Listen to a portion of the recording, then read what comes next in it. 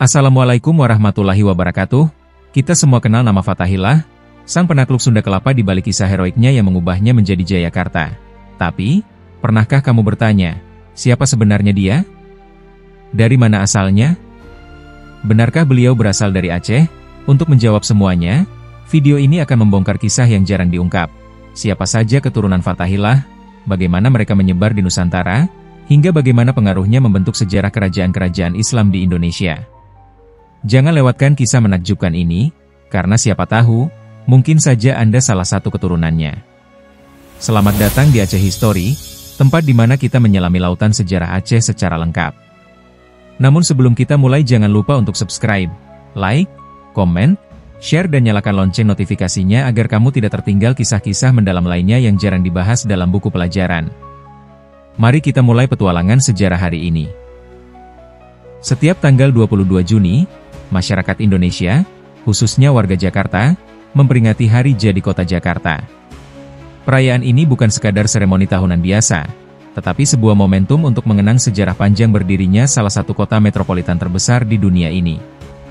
Namun, yang menarik adalah, tidak banyak masyarakat yang benar-benar memahami mengapa tanggal 22 Juni yang dipilih sebagai hari kelahiran Jakarta. Apa yang sebenarnya terjadi pada tanggal tersebut? Siapa sosok yang berperan besar di balik penetapannya? Disinilah pentingnya kita memahami kembali catatan sejarah agar peringatan itu memiliki makna yang lebih mendalam. Penetapan tanggal 22 Juni sebagai Hari Jadi Jakarta tidak muncul begitu saja. Tanggal itu berkaitan erat dengan sebuah peristiwa penting dalam sejarah Nusantara, khususnya dalam sejarah perlawanan bangsa ini terhadap kekuatan asing yang hendak menguasai wilayah Nusantara. Peristiwa tersebut adalah keberhasilan pasukan gabungan dari Kesultanan Demak, Kesultanan Cirebon, dan Kesultanan Banten yang dipimpin oleh seorang tokoh ulama sekaligus Panglima Perang Putra berdarah Aceh Gujarat, bernama Sayyid Fadilahan, yang lebih dikenal dengan berbagai nama seperti Falatehan, Fathahillah, Wong Agung Pasai, atau Tubagus Pasai. Sejarah memang seringkali menyisakan ruang kosong yang membuat kita bertanya-tanya, terutama ketika berbicara tentang sosok-sosok besar yang mengukir jejak penting dalam perjalanan bangsa. Salah satu tokoh yang namanya begitu lekat dengan sejarah pendirian Jakarta adalah Fathahillah. Namun, ironisnya, sejarah tidak banyak memberikan catatan rinci tentang siapa sebenarnya Fathahillah ini. Kita hanya mengenalnya sebatas sebagai seorang senapati ulung dari Kerajaan Demak Bintoro, yang kemudian ditunjuk langsung oleh Sunan Gunung Jati, penguasa Kesultanan Cirebon, untuk memimpin pasukan gabungan dari tiga kekuatan besar saat itu, Kesultanan Demak, Kesultanan Cirebon, dan Kesultanan Banten. Ketiga kekuatan besar inilah yang kemudian bersatu dalam sebuah misi suci, yaitu merebut Sunda Kelapa dari tangan penjajah Portugis, sebuah langkah yang kelak menjadi tonggak awal berdirinya Jakarta. Namun, di balik perannya yang monumental tersebut, hampir tidak ada keterangan yang jelas mengenai asal-usul Fathahillah. Pertanyaan-pertanyaan mendasar seperti dari mana ia berasal, kapan tepatnya ia dilahirkan, bagaimana garis keturunannya, hingga perjalanan hidupnya sebelum tampil sebagai Panglima Perang, nyaris tenggelam dalam kabut sejarah. Nama besarnya justru lebih dikenal melalui prestasi militernya, bukan lewat biografi pribadinya. Oleh karena itu, dalam video ini, kita akan mencoba menelusuri jejak-jejaknya lebih dalam, menyibak tabir sejarah untuk mengenal siapa sebenarnya Fathahillah, sang pahlawan besar yang turut mengawali berdirinya ibu kota negara kita, Jakarta. Beruntung, ada beberapa sumber yang dapat membantu membuka simpul-simpul sejarah yang samar ini. Salah satunya adalah sebuah disertasi akademik penting yang ditulis oleh Abu Bakar Al-Maschati, berjudul Ketika Pasai Menaklukkan Majapahit. Dalam karya ilmiahnya itu, Al-Maschati mengungkapkan bahwa Fathahillah sebenarnya dilahirkan di Pasai Aceh, salah satu pusat peradaban Islam tertua di Asia Tenggara, tepatnya pada tahun 1471 Masehi. Sejak lahir, beliau telah diberi nama Maulana Fadillah. Pemberian gelar Maulana bukan tanpa alasan, sebab menurut berbagai catatan silsilah, Fathahillah adalah bagian dari keluarga besar keturunan Nabi Muhammad SAW, lebih tepatnya dari golongan Sayyid atau Syarif, yang di Indonesia lebih akrab disebut sebagai Habib. Ini menjadi salah satu bukti bahwa pengaruh keluarga besar Rasulullah SAW telah menyebar luas hingga ke pesisir utara Sumatera, bahkan sebelum Islam berkembang pesat di wilayah Nusantara lainnya. Pernyataan ini semakin diperkuat oleh penelitian seorang sejarawan Sunda bernama Saleh Dana Sasmita. Dalam karyanya yang membahas sejarah Pajajaran, khususnya dalam bab yang mengisahkan Raja Surawisesa, Saleh Dana Sasmita menyebutkan bahwa Fathahillah adalah putra dari Mahdar Ibrahim bin Abdul Ghafur bin Zainul Alam Barokat bin Jamaluddin Hussein Al-Akbar. Nama terakhir ini tentu tidak asing bagi para pemerhati sejarah Islam di Asia Tenggara, karena Jamaluddin Hussein Al-Akbar lebih dikenal dengan gelarnya sebagai Syekh Maulana Jumadil Kubro, seorang tokoh sentral dalam penyebaran Islam yang sangat dihormati, baik di Nusantara maupun di negeri-negeri tetangga. Yang menarik, temuan ini ternyata bersesuaian dengan sumber sejarah lain, salah satunya Sulalatus Salatin atau yang dikenal juga sebagai Sejarah Melayu, karya Agung Tun Sri Lanang. Dalam kitab tersebut terdapat catatan yang selaras dengan garis keturunan yang disampaikan oleh Saleh Dana Sasmita.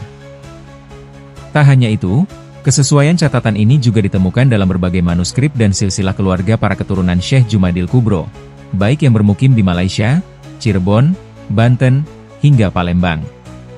Fakta-fakta ini semakin menguatkan dugaan bahwa Fathahillah memang merupakan bagian dari jaringan keluarga ulama besar yang memiliki peranan vital dalam penyebaran Islam di Asia Tenggara. Bahkan yang lebih meyakinkan lagi, semua catatan tersebut telah mendapatkan pengakuan resmi dari Robitoh Fatimiyah atau Naqobah Azmathan, lembaga yang khusus menangani silsilah keturunan Rasulullah Shallallahu Alaihi Wasallam. Dengan adanya pengakuan ini, maka dapat dikatakan bahwa jejak keturunan Fathahillah sebagai salah satu keturunan Nabi Muhammad Shallallahu Alaihi Wasallam tidak lagi diragukan keabsahannya. Perjalanan hidup Fathahillah, atau yang pada masa mudanya lebih dikenal dengan nama Maulana Fadillah, merupakan kisah yang syarat dengan nuansa keilmuan, spiritualitas, sekaligus semangat kepahlawanan. Ia lahir dan tumbuh besar di lingkungan yang sangat kental dengan tradisi keilmuan dan kebangsawanan. Nama Fadillah bukan sekadar nama biasa. Ia membawa makna kemuliaan, sejalan dengan garis keturunannya yang mulia. Sang ibu, Syarifah Siti Musalimah, merupakan putri dari Maulana Ishaq, salah satu ulama besar penyebar Islam di Nusantara, yang juga dikenal sebagai ayahanda dari Sunan Giri. Dengan demikian, Fadillah memiliki hubungan darah yang erat dengan para wali besar yang kelak dikenal sebagai Wali Songo. Sementara itu, sang ayah, Mahdar Ibrahim Patakan bin Abdul Ghafur, adalah sosok yang sangat disegani di Kesultanan Pasai. Ia bukan hanya seorang bangsawan, tetapi juga menjabat sebagai mufti kesultanan, yakni ulama tertinggi yang menjadi rujukan dalam persoalan hukum dan kehidupan beragama. Kealiman Mahdar Ibrahim sangat terkenal, terutama dalam penguasaan ilmu-ilmu agama. Di antara ilmu yang beliau kuasai meliputi ilmu alat seperti nahwu, syorof, dan balaghah, yang menjadi dasar dalam memahami tata bahasa Arab dengan mendalam, serta cabang-cabang ilmu keislaman lainnya seperti fikih, usul fikih, tafsir Al-Quran, hadits, hingga tasawuf yang menjadi inti pemahaman spiritual Islam. Karena keluasan ilmunya itu, Mahdar Ibrahim bahkan mendapatkan gelar terhormat Sayyid Kamil, menandakan bahwa beliau adalah seorang yang sempurna baik dalam silsilah nasab maupun dalam keluasan ilmu. Kontribusi Mahdar Ibrahim terhadap dunia keilmuan tidak berhenti di situ. Ia juga dikenal sebagai penerjemah kitab monumental berjudul Darail Maslum karya Muhammad Ishaq, seorang ulama ternama dari Mekah. Kitab ini diterjemahkan atas permintaan langsung dari Sultan Mahmud Shah, penguasa Kesultanan Malaka. Melalui karyanya ini, Mahdar Ibrahim turut menyebarluaskan khazanah keilmuan Islam kepada masyarakat Melayu. Ini menunjukkan bahwa tradisi intelektual di Samudera Pasai pada masa itu sudah sangat maju, bahkan terhubung langsung dengan pusat-pusat ilmu Islam internasional seperti Mekah. Sebagai anak seorang ulama besar di lingkungan kesultanan, Fadillah tidak hanya mendapatkan warisan darah bangsawan, tetapi juga pendidikan agama yang mendalam sejak usia dini. Namun, karena letak Kesultanan Pasai yang strategis, tepat di pesisir Selat Malaka, pendidikan yang diterima Fadillah tidak hanya sebatas ilmu agama. Ia juga dilatih dalam seni peperangan, khususnya strategi kemiliteran laut. Hal ini menjadi hal yang lumrah, sebab Kesultanan Pasai kala itu merupakan salah satu poros kekuatan maritim di Asia Tenggara, menguasai jalur perdagangan vital yang menghubungkan dua kekuatan ekonomi besar dunia, India dan Cina. Maka tidak mengherankan bila sejak muda Fadillah telah akrab dengan dunia pelayaran, armada laut, serta siasat perang maritim. Paduan antara kedalaman ilmu agama dan kecakapan militer inilah yang kemudian membentuk sosok Fadillah sebagai figur yang sangat berpengaruh. Kelak, berbekal dua kekuatan tersebut, ia bukan hanya akan tampil sebagai panglima perang ulung dalam sejarah Nusantara, tetapi juga diakui sebagai salah satu bagian dari jaringan Wali Songo generasi keempat. Dalam catatan sejarah, khususnya dalam buku Haul Sunan Ampel ke-555 yang ditulis oleh Kiai Haji Muhammad Dahlan dan diterbitkan oleh Yayasan Makam Sunan Ampel pada tahun 1979, disebutkan bahwa Fadilah duduk sejajar bersama para tokoh besar lainnya seperti Sunan Ampel, Sunan Giri, Sunan Gunung Jati, Raden Fatah, Sunan Kudus, Sunan Bonang, Sunan Derajat, dan Sunan Kalijaga. Ini merupakan bukti nyata bahwa peran Fadilah tidak hanya sebatas di ranah militer, tetapi juga diakui sebagai ulama dan penyebar Islam yang disegani. Pada usia 24 tahun, tepatnya sekitar tahun 1495, Fadilah memutuskan untuk meninggalkan kampung halamannya di Pasai demi menambah pengalaman hidup dan memperluas jaringan perjuangannya. Pilihan tempat perantauannya jatuh kepada Kesultanan Malaka.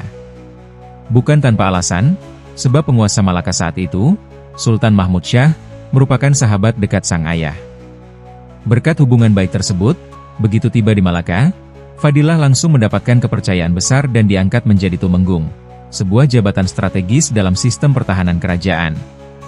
Perjalanan pelayarannya menuju Malaka rupanya sudah menampilkan bakat kepemimpinannya.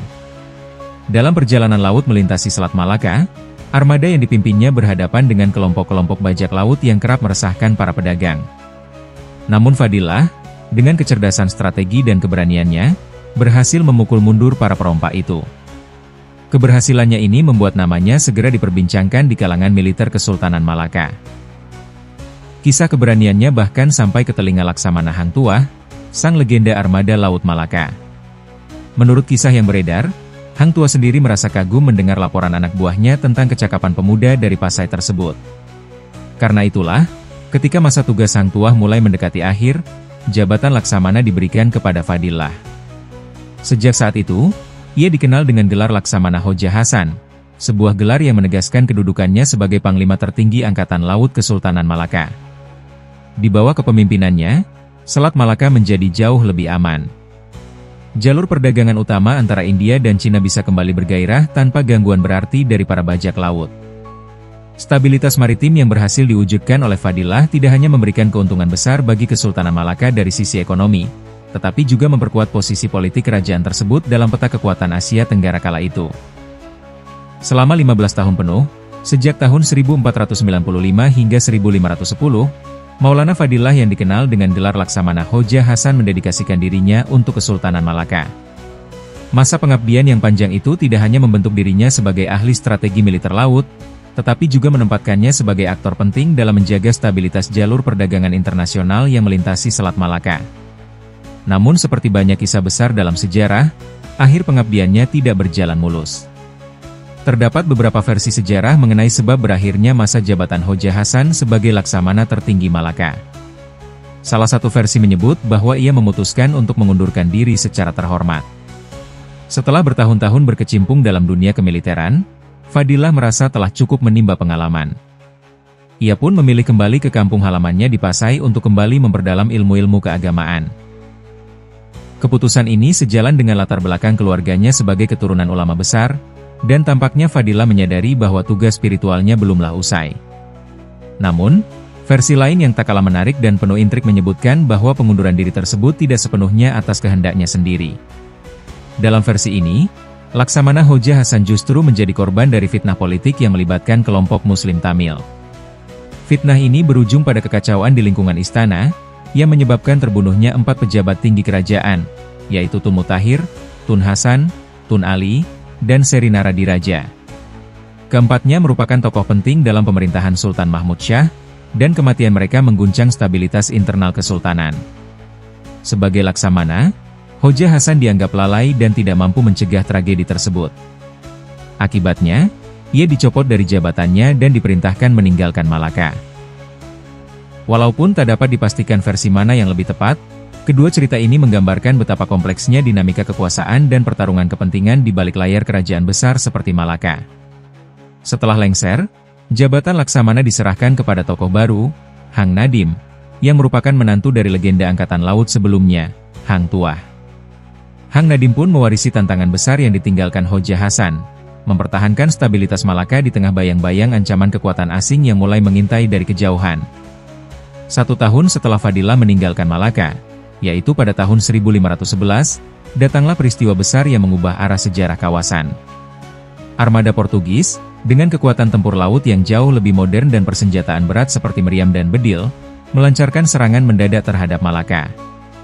Serangan itu berhasil memukul mundur kekuatan lokal dan menandai jatuhnya salah satu pusat Islam terbesar di Asia Tenggara ke tangan kekuasaan kolonial Eropa.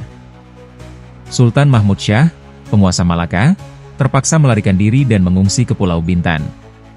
Dalam keterasingan dan keterpurukannya itu, ia menyusun rencana untuk membalas dendam dan merebut kembali kerajaannya. Namun, untuk meminta bantuan ke pusat kekuatan Islam di Turki Utsmani terlalu jauh dan tidak praktis dalam kondisi darurat. Maka ia pun memilih mencari bantuan kepada kekuatan Islam yang sedang naik daun di Tanah Jawa, Kesultanan Demak Bintoro. Mendengar permintaan Sultan Mahmud, Demak segera menyusun kekuatan. Pada tahun 1512 atau tahun 1513, Sultan Demak kala itu, Pangeran Sabranglor atau lebih dikenal sebagai Pati Unus, memimpin langsung ekspedisi militer ke Malaka. Ia dikenal sebagai seorang pemimpin muda yang berani dan penuh semangat jihad.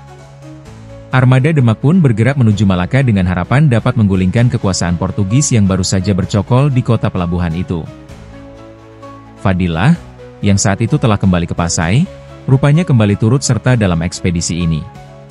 Keterlibatannya menandakan bahwa dirinya belum sepenuhnya pensiun dari dunia militer, dan tetap merasa terpanggil untuk membela tanah air dan umat Islam dari penjajahan asing. Namun harapan besar itu berakhir dengan kekecewaan. Meskipun semangat para prajurit Demak begitu membara, kenyataan di medan perang berkata lain. Persiapan logistik yang belum matang menjadi masalah utama. Armada Demak kehabisan perbekalan di tengah pengepungan, sehingga tidak mampu bertahan lama. Terpaksa, Pati Unus memerintahkan pasukan untuk mundur kembali ke Demak. Yang menarik, dalam kembalinya armada Demak itu, Fadillah tidak ikut kembali ke Tanah Jawa. Ia memilih untuk pulang ke Pasai, mungkin untuk merenungi pengalaman pahit tersebut, atau menyusun langkah baru dalam perjuangannya. Kepulangannya itu menjadi titik balik dalam kehidupan Fadillah, karena mulai saat itulah ia kembali memperkuat relasinya dengan pusat-pusat dakwah Islam di Nusantara, termasuk menjalin hubungan yang lebih erat dengan para wali di Jawa. Di Pasai, kekalahan ekspedisi militer Demak menjadi bahan diskusi hangat di kalangan istana, ulama, dan masyarakat. Banyak pihak menyadari bahwa kegagalan tersebut bukan hanya karena kurangnya bekal logistik, tetapi juga karena ketidaksiapan dalam menghadapi bentuk baru dari peperangan, perang modern dengan teknologi senjata api dan artileri.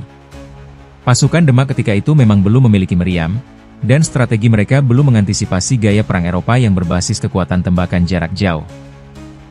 Melihat situasi yang semakin genting di Pasai, di mana bayang-bayang ancaman Portugis semakin nyata, para ulama, tokoh masyarakat, dan para pejabat istana berkumpul untuk membahas langkah terbaik menghadapi keadaan ini. Mereka sadar betul bahwa Pasai tidak akan mampu bertahan dari gelombang penjajahan Eropa bila hanya mengandalkan kekuatan tradisional. Dibutuhkan langkah besar dan berani untuk menyelamatkan negeri mereka. Maka disepakatilah satu keputusan penting.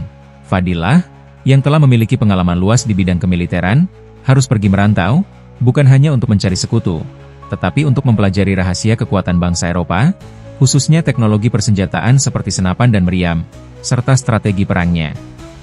Pilihan pertama Fadillah jatuh kepada tanah leluhurnya, yakni Nasrabad, India. Wilayah ini bukan asing baginya, sebab dari sinilah silsilah keluarga besar Maulana Jamaluddin Al-Husain atau Sheikh Jumadil Kubro berasal. Dalam perjalanan intelektual dan spiritual ini, Fadillah tidak hanya bertujuan memperluas ilmunya, tetapi juga mempererat kembali hubungan kekeluargaan dengan garis keturunan Azmat Han. Saat bertemu dengan para kerabat di sana, ia dianjurkan untuk secara resmi memakai marga keluarganya, yakni Azmat Han, sebagai identitasnya. Nama lengkapnya pun menjadi Fadillah Azmat Han, menyambung kembali jejak darah keturunan Nabi Muhammad SAW melalui jalur Sayyid. Namun dalam perkembangannya, orang-orang di sekitar lebih sering memanggilnya Fadillah Han.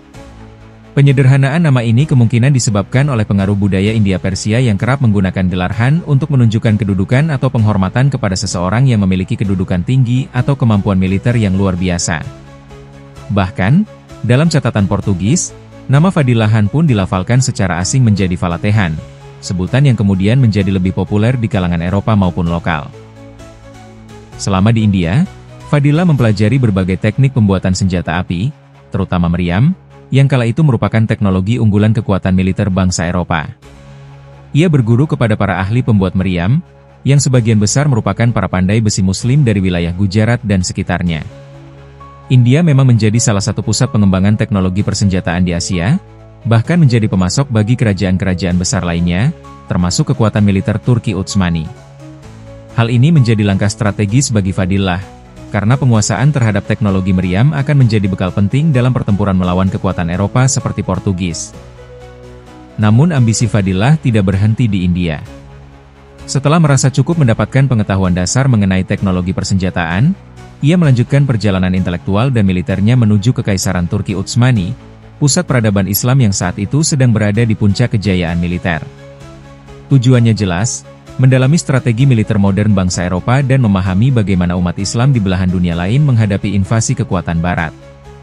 Di Turki, ia banyak menyaksikan perkembangan teknologi militer mutakhir, terutama dalam penggunaan artileri berat, taktik pengepungan kota, dan organisasi militer yang disiplin.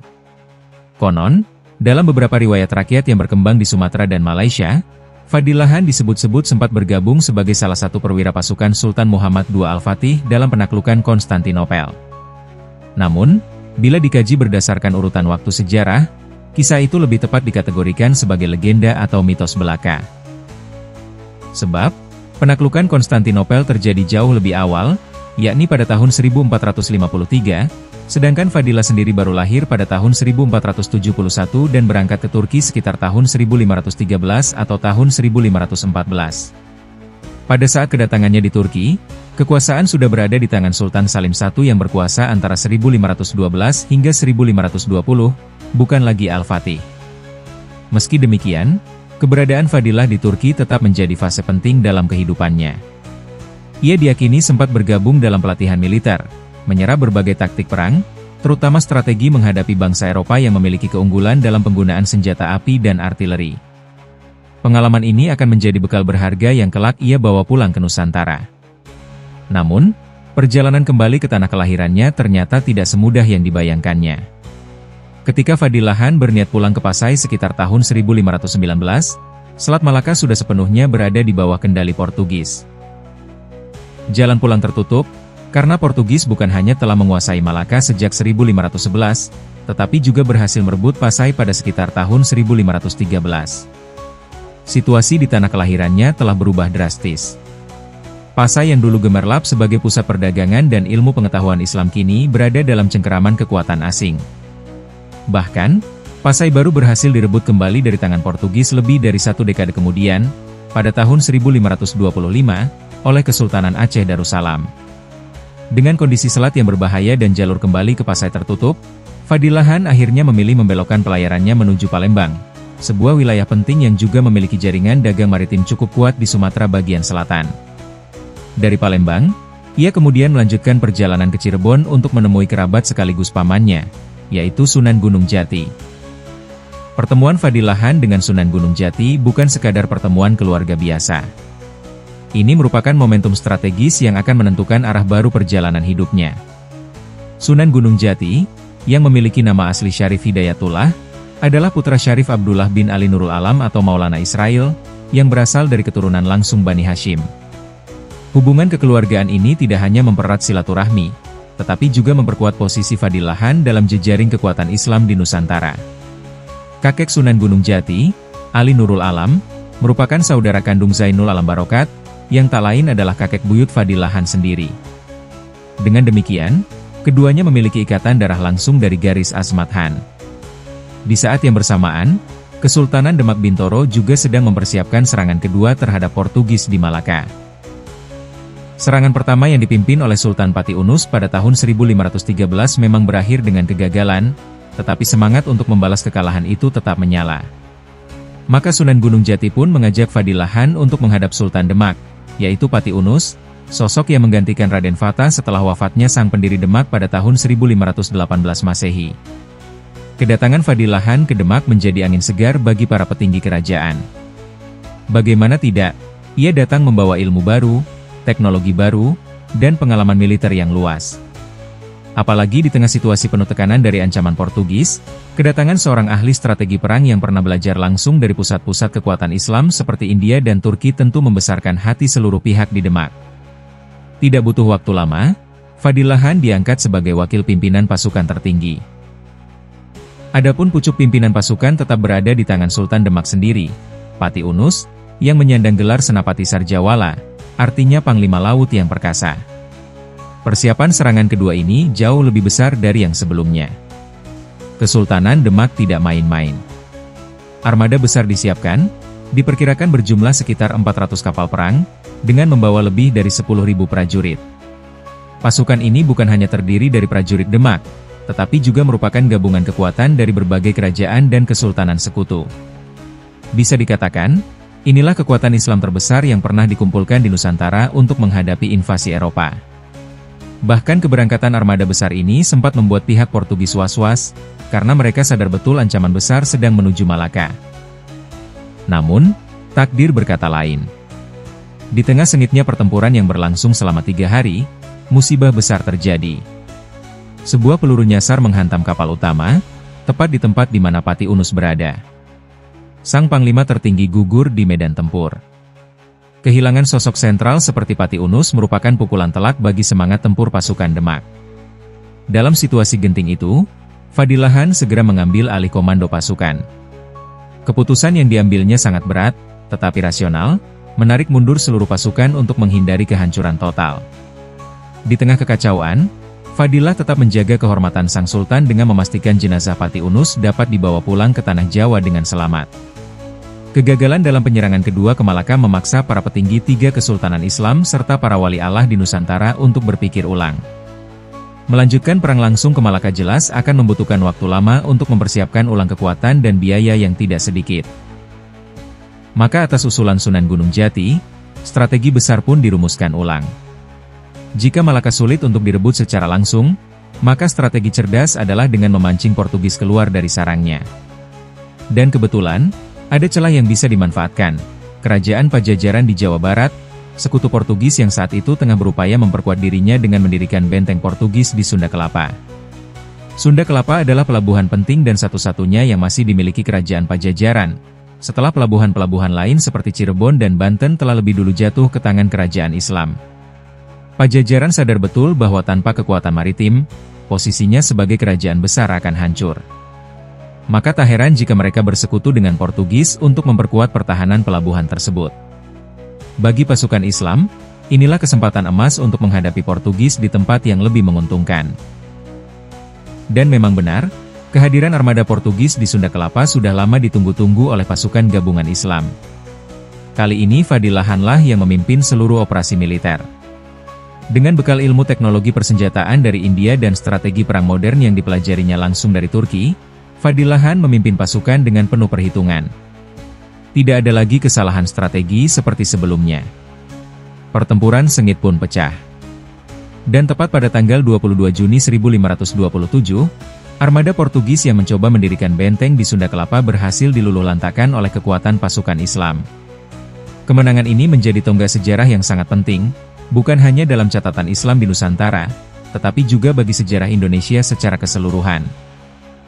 Atas kemenangan besar tersebut, Fadilahan memperoleh gelar baru, Fatahillah, yang berarti kemenangan dari Allah.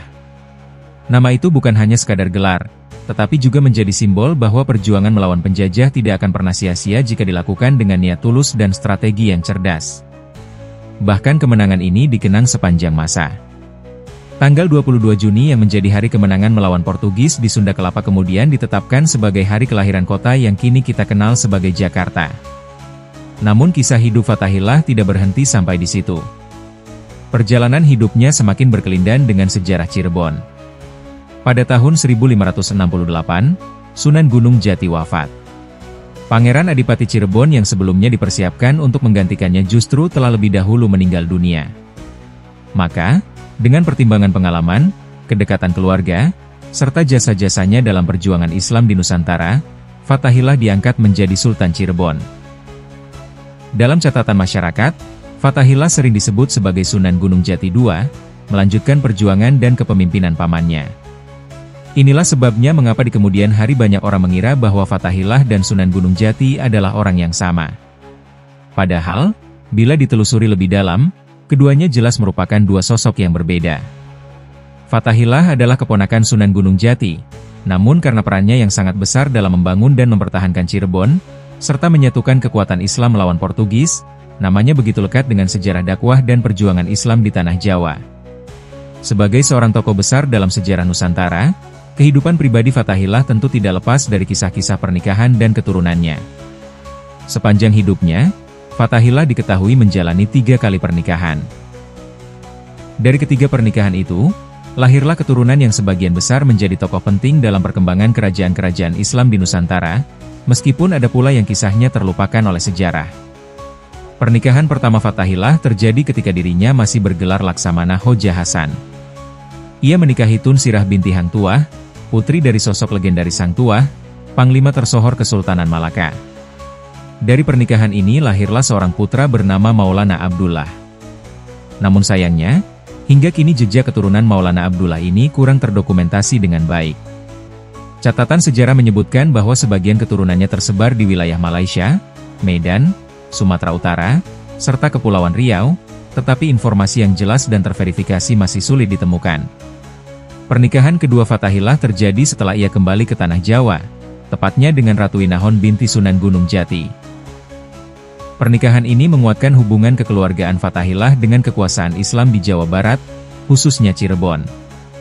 Dari pernikahan ini lahirlah beberapa putra dan putri, di antaranya 1. Ratu Wanawati Raras, 2. Pangeran Sendang Garuda, 3. Ratu Ayu. Ratu Wanawati Raras kemudian menikah dengan Pangeran Sendang Kemuning, putra dari Pangeran Pasarean atau juga dikenal sebagai Pangeran Dipati Cirebon. Dari pernikahan ini lahir keturunan yang kelak menjadi sultan-sultan di 3 keraton Cirebon, Kasepuhan, Kanoman, dan Kacirebonan. Jadi bisa dikatakan, keturunan Fathahillah dari jalur inilah yang kemudian meneruskan estafet kepemimpinan di wilayah Cirebon. Sementara itu, Pangeran Sendang Garuda, putra kedua dari pernikahan Fathahillah dengan Ratu Inahon, nasib keturunannya masih belum jelas. Catatan sejarah tentang dirinya terputus, sehingga sulit untuk memastikan bagaimana garis keturunannya berkembang. Putri ketiga dari pernikahan ini, Ratu Ayu, menikah dengan Tubagus Angke, yang kemudian menggantikan posisi Fathahillah sebagai Adipati Jayakarta atau pemimpin wilayah Jakarta setelah Fathahillah pensiun dari dunia pemerintahan. Pernikahan ini semakin memperkuat posisi keluarga Fathahillah dalam pemerintahan lokal di kawasan Sunda Kelapa yang telah direbut dari kekuasaan Pajajaran dan Portugis. Pernikahan ketiga Fathahillah merupakan pernikahan yang juga penuh makna politis, yakni dengan Ratu Pembayun binti Raden Fatah, janda dari Pangeran Jaya Kelana bin Sunan Gunung Jati. Dengan pernikahan ini, Fathahillah kian mempererat tali kekeluargaan dengan keluarga kerajaan Demak dan Cirebon. Dari pernikahan ini lahirlah 2 tokoh penting. 1. Kiai Mas Abdul Aziz, juga dikenal sebagai Tumenggung Nogowongso, yang kemudian menurunkan para bangsawan di Palembang dengan gelar Kemas. 2. Kiai Bagus Abdul Rahman, juga dikenal sebagai Tumenggung Bodrowongso, yang juga menjadi leluhur para bangsawan Palembang yang bergelar Ki Agus. Dengan demikian, Fathahillah bukan hanya dikenal sebagai panglima perang dan tokoh penyebar Islam, tetapi juga sebagai nenek moyang dari banyak keluarga bangsawan di Nusantara, khususnya di Cirebon, Palembang, dan sebagian wilayah Sumatera. Bentuk kemenangan dan simbol perubahan kekuasaan, Fathahillah kemudian mengganti nama Sunda Kelapa menjadi Jayakarta. Nama Jayakarta sendiri memiliki arti mendalam, yaitu kemenangan yang sempurna. Pergantian nama ini bukan hanya sebagai simbol kejayaan militer, tetapi juga sebagai penanda bahwa wilayah tersebut kini berada di bawah naungan kekuasaan Islam. Dari sinilah cikal bakal nama Jakarta yang kita kenal sekarang berasal. Seiring perjalanan waktu, lafal Jayakarta mengalami penyederhanaan menjadi Jakarta. Penetapan tanggal 22 Juni sebagai hari lahir Jakarta merupakan bentuk penghormatan atas peristiwa penaklukan tersebut. Misalnya, pada tahun 2012 lalu, Jakarta merayakan hari jadinya yang ke-485, dengan hitungan usia dimulai sejak 1527, saat peristiwa bersejarah itu terjadi. Momentum ini bukan hanya sekadar selebrasi, tetapi juga sebagai bentuk penghargaan kepada perjuangan para leluhur bangsa yang telah berjuang mempertahankan tanah air dari penjajahan asing. Fathahillah kemudian dikenang sebagai sosok yang berjasa besar dalam sejarah kota Jakarta. Ia dianggap sebagai founding father atau bapak pendiri Jakarta. Hal ini bukan tanpa alasan, sebab ia merupakan pemimpin pertama wilayah tersebut pasca penaklukan. Di tangannya, Jakarta lahir sebagai sebuah kota yang merdeka dari cengkeraman Portugis. Untuk mengenang jasanya, namanya diabadikan menjadi nama salah satu museum paling terkenal di Jakarta, yaitu Museum Fathahillah, yang kini menjadi salah satu ikon wisata sejarah di kawasan Kota Tua Jakarta. Fathahillah meninggalkan bukan hanya jejak peperangan dan kemenangan, tetapi juga keturunan yang melanjutkan misi dakwah dan kepemimpinan Islam di Nusantara. Namanya tetap harum, dikenang sebagai pahlawan, ulama, panglima, dan pemimpin yang membawa kejayaan umat di tengah badai kolonialisme yang mulai menghantui negeri ini. Luar biasa, bukan? Ternyata perjuangan Fathahillah tak hanya berhenti di medan tempur. Warisannya terus hidup lewat keturunannya yang menyebar dari Cirebon, Palembang, hingga Sumatera. Namun, banyak dari kita yang mungkin belum mengenal kisah ini. Mungkin juga, salah satu dari kita ternyata masih memiliki darah keturunan dari sang penakluk Sunda Kelapa ini. Terima kasih sudah menonton video ini. Jika Anda menikmati konten yang kami sajikan, jangan lupa untuk like, komen, dan subscribe serta aktifkan lonceng notifikasinya agar kamu tidak ketinggalan video menarik lainnya dari Aceh History. Bagikan juga video ini kepada teman-teman Anda agar semakin banyak yang tahu tentang sejarah-sejarah yang kami bahas. Sampai jumpa di video berikutnya. Wassalamualaikum warahmatullahi wabarakatuh.